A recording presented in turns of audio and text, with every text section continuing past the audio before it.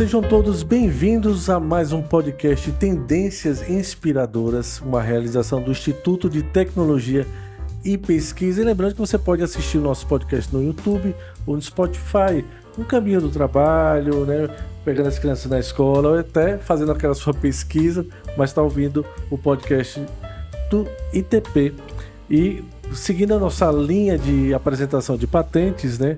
Nós vamos ter o tema hoje, a patente de membranas cicatrizantes depositadas e perspectivas de mercado. E na mesa do conhecimento, aqui no Instituto de Tecnologia e Pesquisa, a presença da professora Patrícia Severino, pesquisadora do Laboratório de Nanotecnologia e Nanomedicina do Instituto de Tecnologia e professora permanente do Programa de Pós-Graduação em Biotecnologia Industrial da Universidade Tiradentes. Muito bem-vinda.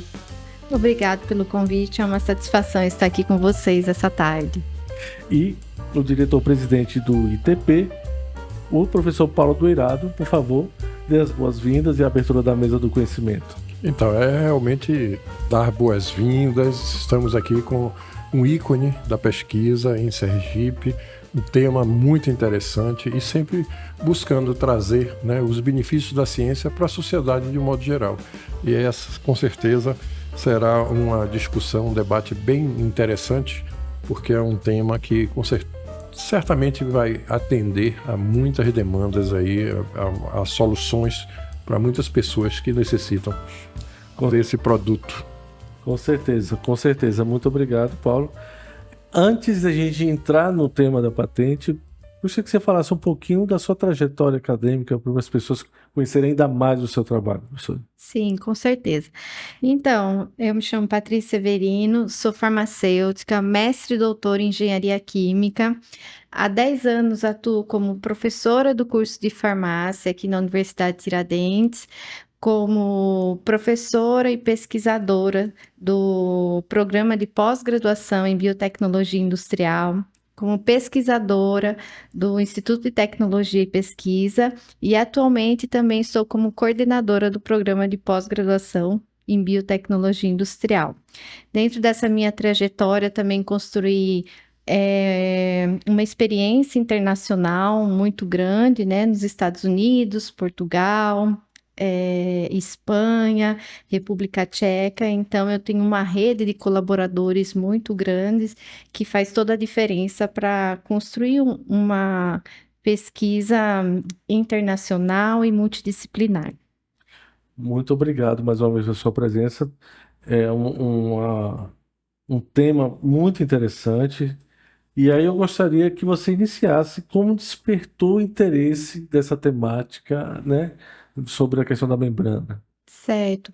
Então, essa membrana, né, ela nasce no meu pós-doutoramento, essa temática, quando eu saí do doutorado, eu já trabalhava com nanopartículas, só que aí veio a proposta de inserir nanopartículas em membranas para cicatrização. Era uma dor na época de um dos hospitais em que eles tinham feridas contaminadas com um tipo de bactéria gram-negativa, que era Pseudomonas, e a gente precisaria adicionar um tipo de antibiótico que tivesse uma liberação controlada. E uma outra dor que o paciente tinha era a questão da troca do curativo, né? Que era um procedimento doloroso para o paciente. Então, a gente precisava criar uma membrana que tivesse uma liberação rápida de anestésico na hora de você colocar o curativo no paciente e uma liberação contínua desse antibiótico para ela ficar fazendo efeito por 24 horas, né? Então, como pesquisadoras, nós criamos uma membrana de dupla camada, né? Em que essa primeira camada entrava em contato com a ferida, anestesiava, né, essa região e por 24 horas ficava liberando o anestésico para controlar a infecção e também proporcionar a cicatrização. Então, esse que foi o intuito e nós conseguimos chegar ao resultado desejado, realizando até os ensaios em animais. Perfeito. A gente escuta ela falando, professor, e acha o quanto de pesquisa para chegar a esse resultado, né? Na bancada. E o princípio ativo é natural ou é químico? Não, é um princípio ativo sintético, é um fármaco, são dois fármacos, né? Um anestésico e um antibiótico. O antibiótico utilizado é um antibiótico que geralmente ele pode vir a causar um efeito colateral intenso. No entanto, quando ele está encapsulado, eu uso uma menor dose e uma liberação contínua. Então, eu também evito que o paciente venha a ter esse problema. Entendeu? Então, eu vou mimetizando problemas que o paciente venha a ter. Então, e eu contorno todo o problema da ferida, facilito a cicatrização, controlo a infecção. E falando, parece um procedimento muito rápido, simples, mas esse curativo inteligente, como nós chamamos, ele demorou 7 anos para ser desenvolvido e foi realizado com muitas mãos, né? Então, começou no meu pós-doc. Quando eu vim para cá, teve trabalho de iniciação científica, teve uma aluna de doutorado que concluiu o trabalho. E é bom ressaltar que esse trabalho foi tão inovador que foi o trabalho que eu ganhei o prêmio das mulheres inovadoras das 3Ms. Então, ele foi um trabalho que foi reconhecido pela empresa 3M, né? Como um biomaterial que realmente traz algo extremamente significativo para a sociedade e tem um potencial para alcançar o mercado. Que nível de maturidade está esse produto hoje? A gente teria já alguma visibilidade no sentido de comercialização, de colocar à disposição do mercado? Hoje ele alcançou os ensaios em vivo, em animais. No entanto, eu precisaria realizar os ensaios clínicos, né? Sim. Que ainda é um desafio para nós, né? Então, hoje eu precisaria aí avançar nisso, precisaria ter parceiros que realizassem esses ensaios clínicos. Estamos abertos a essas parcerias, né? Sim, com certeza.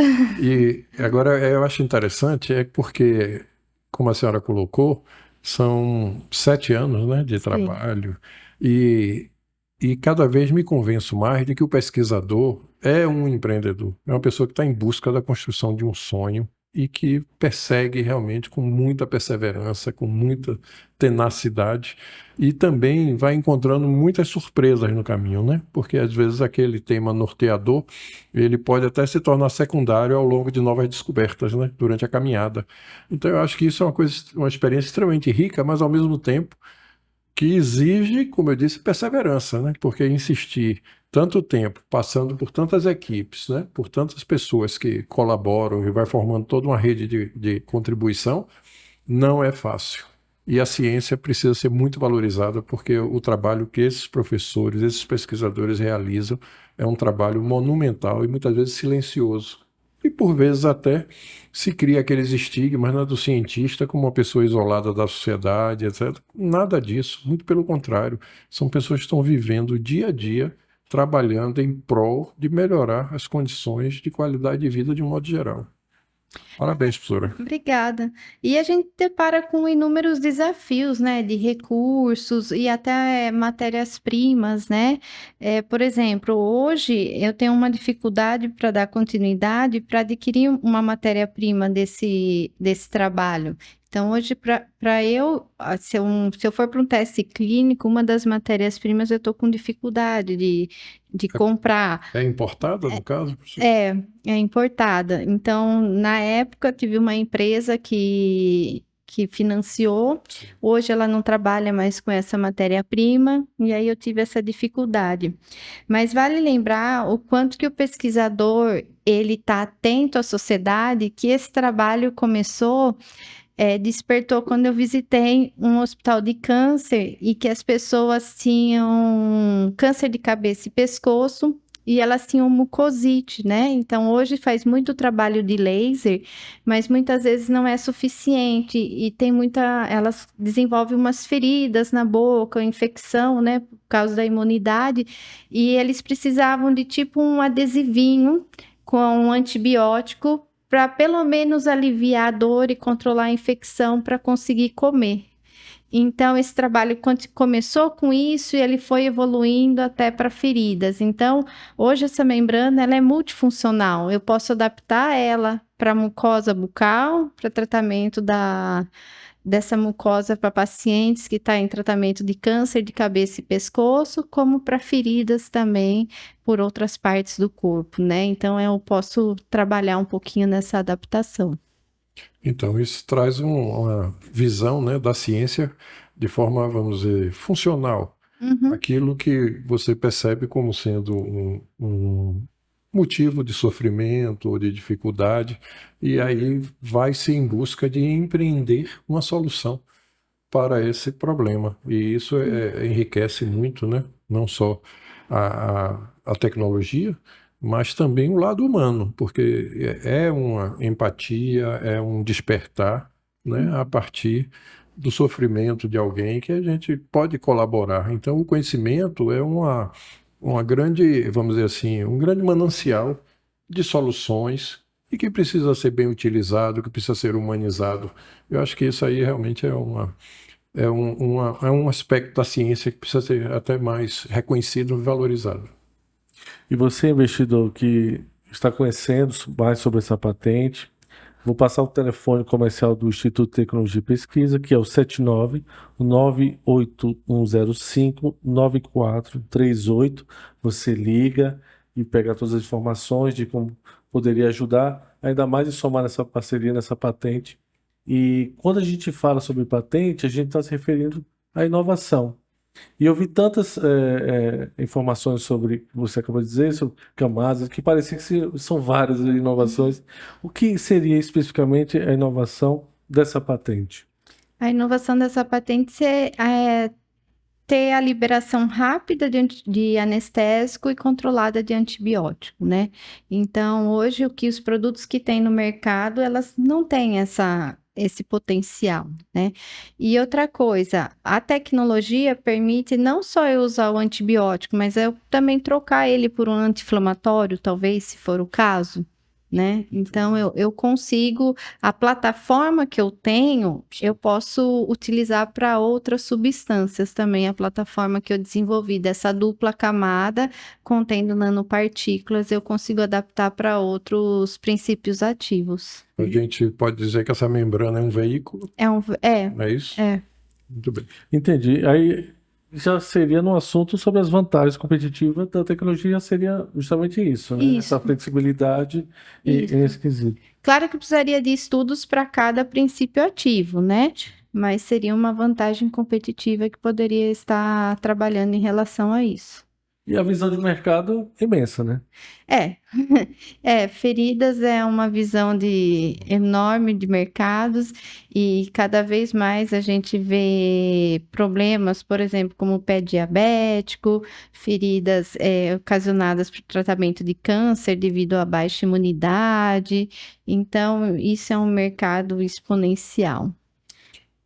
Agora, professora, essa tecnologia, ela tem condições de escala, já que é sintetizado, seria fácil de entrar numa escala industrial de oferta para o mercado? Sim, empresas que já trabalham com membranas, né, que já tem essa tecnologia, os maquinários de membrana, daria para desenvolver, sim.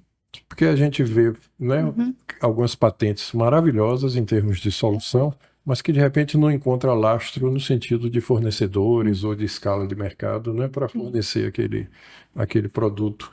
Mas nesse caso, parece que é bem mais simples nesse sentido, né? Não é um processo laborioso, não. É um processo que dá para fazer em empresa farmacêutica. Tudo bem. Perfeito. A gente já abordou os temas da patente, né? Você teria algo para adicionar mais, falar sobre algo que você gostaria de somar nesse podcast sobre a membrana? Não, eu acho que é assim, eu acho que agora a gente tem que fomentar essa questão da ciência se aproximar do empreendedorismo, né? E não deixar que isso se perca na linha do tempo. Eu acho que nós estamos passando por uma transformação em que muitas vezes a academia ficava longe do mercado e muita inovação ficou parada. E essa nova era, né? Está trazendo que as empresas se aproximem da academia e façam com que esses produtos cheguem ao mercado. Então, eu faço votos, né?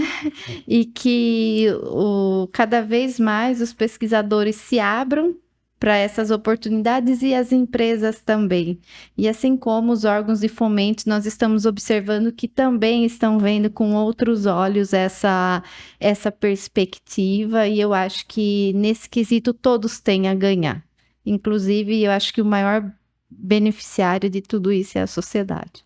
Com certeza, muito obrigado. Então, eu vejo, para além dos votos, né, da professora, eu vejo uma opinião formadora de opinião, né? Assim, é uma opinião de peso, e que a nossa busca, enquanto instituto, exatamente está buscando fazer essa ponte entre a realidade, o paradigma do mercado, da área produtiva, da indústria, e do outro lado também a riqueza da academia, né? Então a gente, como instituto aqui de tecnologia, tem buscado fazer essa ligação e traduzir, vamos dizer assim, os vocabulários, né, para mostrar o quanto um pode contribuir com o outro e vice-versa. E estamos nessa busca aqui incessantemente. Muito obrigado. Então estamos finalizando esse podcast. Você que se interessou por esse projeto da membrana, eu vou passar agora o número novamente aqui. O número é 79981059438, Setor Comercial do ITP, para conhecer mais sobre essa patente. E claro, você pode assistir mais podcasts do Instituto de Tecnologia e Pesquisa no YouTube, no Spotify. Siga nossas redes sociais, tá aí no vídeo. Muito obrigado, agradeço a presença de todos, né?